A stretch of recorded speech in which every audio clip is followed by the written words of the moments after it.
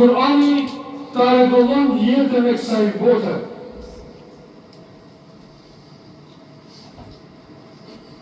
Ka fundi i surës Taha, Allahu Azza wa Jalla na tregon për tregimin e Ademit alayhis salam me bashkëshortën e tij Havar. Allahu i thot, i drejtohet Ademit ata duke qenë në xhennet. Thot që mos e respektoni shejtanin, kujdes, sepse shejtani ju nxjerr nga xhenneti. E kur t'ju nxjerr nga xhenneti në këtë botë, në botën e dynjas, do t'ja vështërsoj ju e jetën, ju vështërsoj ju e jeta. Përndryshe, në xhennet ju nuk keni uri, jeni të veshur, nuk keni etje dhe nuk keni vap, për nuk keni vështërsi në xhennet, që në kupton se në dynja, kur zbret njëri, ka vështërsi, ka uri, ka varfëri, ka sëmundje, ka telashe.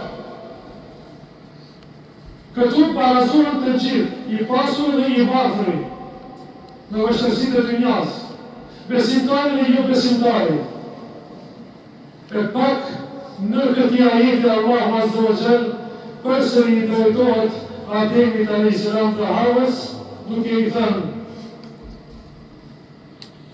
nëse e ndjekni dhe kush e ndjek udhëzimin tim, la yadillu wa la yashqa, ai nuk humbet kur, as nuk ka vështërsi kur. Njëju vëllezër të dashur është i krijuar prej dy komponenteve, prej shpirtit dhe prej trupit. Në vështërsitë e trupit të gjithë jemi të një, gjithë njerëzimi. Ama në vështërsitë e shpirtit, besimtari nuk ndihen vështërsitë e shpirtit.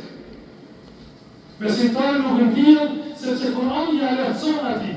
Imani, lidhja me Allahun, fjala e Allahut subhanahu wa taala. Pak më vonë, në këtë ajet, thotë Allahu: "وَمَنْ أَعْرَضَ عَنْ ذِكْرِي فَإِنَّ لَهُ مَعِيشَةً ضَنكًا."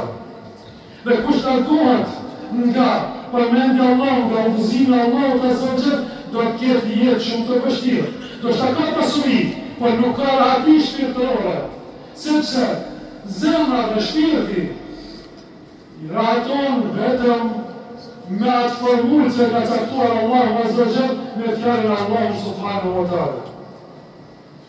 Të gjithë ju që jeni këtu, për çfarë jeni ngrit, jeni zgjuar në orën 2 dhe keni ardhur, vetëm se po ndini kënaqësi me fjalën e Allahut subhanahu wa taala dhe nuk po ndini vështirësi.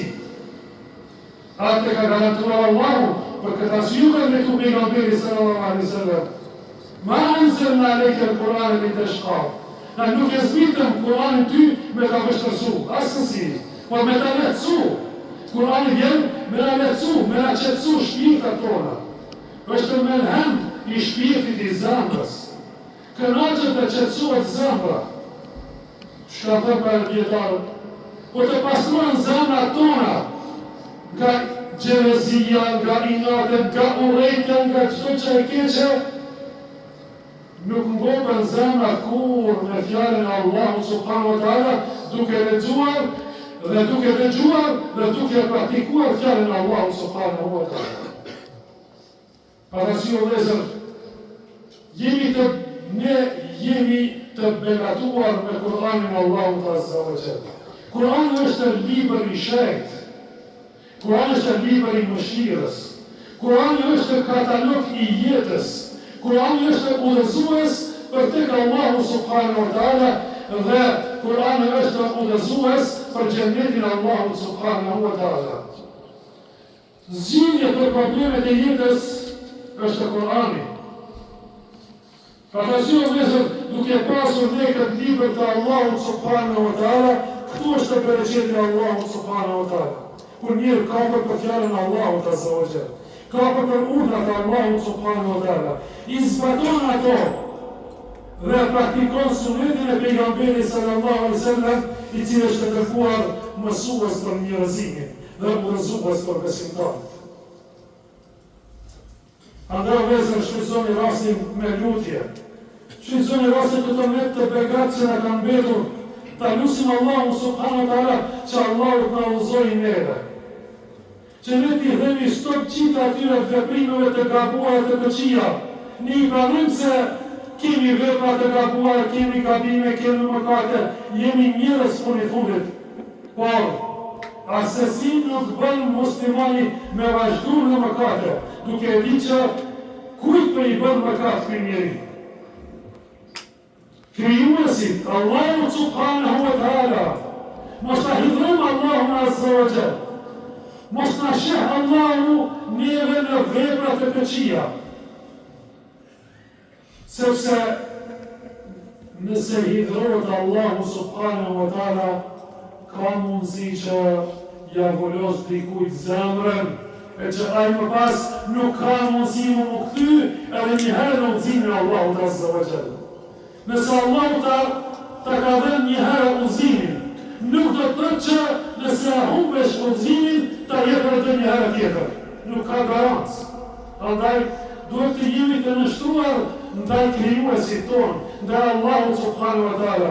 Mos na gjetë Allahu azza wa jall neve në mëkate, neve mos na gjetë Allahu në vende ku hidhrohet Allahu azza wa jall, apo në ato vende ku nuk është I kënaqur pejgamberi sallallahu alaihi wasallam. Allahu na udhëzon në rrugën e drejtë. Allahu na fal mëkatet. Elhamdulillah që jemi musliman besimtar. Elhamdulillah që e kemi për Zot Allahu subhanahu wa ta'ala. Elhamdulillah që e kemi pejgamberin Muhammed sallallahu alaihi wasallam, udhëzues për në kënaqësinë e Allahut subhanahu wa ta'ala. Falenderojmë Allahun azza wa jall për këtë mirësi. Vëllezër të dashur, lutna Allahun azza wa jall në këtë net, që Allahu na fal mëkatet, që Allahu na udhëzoj, që Allahu na pastron zemrat tona nga çdo gjë e keqe. Lutim Allahu subhanahu wa ta'ala të ndihmoj muslimanëve kudo që të jenë. Lutim Allahun azza wa jall na ndihmon neve, me na udhëzoj në rrugën e drejtë. Përmes neve me udhëzuar të tjerë. Lutim Allahun subhanahu wa ta'ala të shërojë të sëmurit tanë. Lutim Allahun të laj borxhet tona. Lutim Allahun azza wa jall të udhëzoj familjet tona në rrugën e Allahut subhanahu wa ta'ala. Lutim Allahun azza wa jall kur të ndahemi për kësaj dynja, të ndahemi duke qenë Allahu I kënaqur me neve dhe të ndahemi me fjalën La ilaha illa Allah. Allah shpërblet, Allah rujtë o vëllezër.